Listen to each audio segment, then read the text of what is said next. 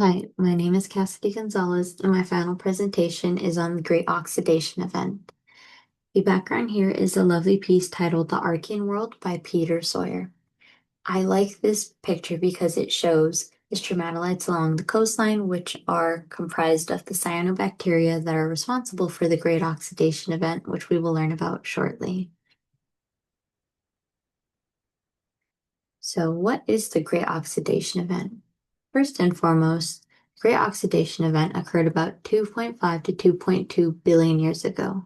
It is the oxygenation of the Archean Ocean, the shallow Archean Ocean, as a result of photosynthetic processes by cyanobacteria.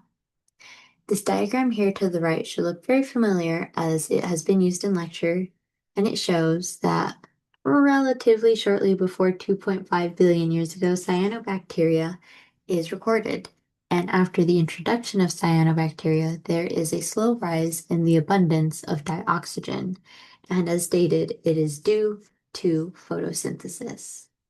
Now, if I'm telling you that we're adding oxygen into the environment, let's take a step back to think, what was the environment like prior to oxygenation? So prior to oxygenation, the environment was anoxic, and this is evidenced by detrital pyrite along with detrital uraninite. So both are redox sensitive minerals, meaning they are greatly impacted by the changes in oxidation states. So if dioxygen was present as they are breaking apart and more surface area is exposed, they would surely react and start to oxidize. But since they are able to take the detrital form without any oxidation present, it is evidence that the environment was anoxic. Now, this next quote I like greatly because it paints a picture of the Great Oxidation Event. And it says, data suggests that oxygenation of the surface ocean preceded pervasive and persistent atmospheric oxygenation by 50 million years or more. Meaning that the cyanobacteria here at the surface of the Archean Ocean underwent photosynthesis and it emitted its byproduct dioxygen.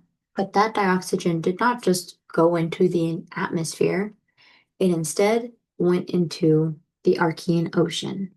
The Archean Ocean was filled with soluble iron, and this acted as an iron sink, pardon me, as an oxygen sink. This iron readily reacted with the oxygen and oxidized, turning into iron oxides.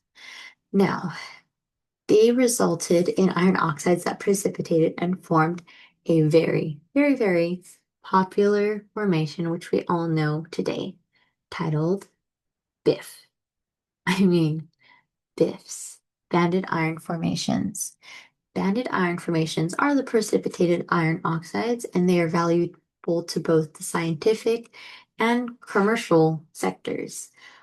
In the scientific world, they are very important because they capture the ocean's chemistry and reveal the chemical changes to early Earth.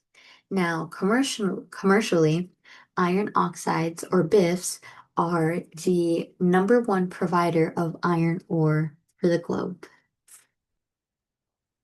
Thank you.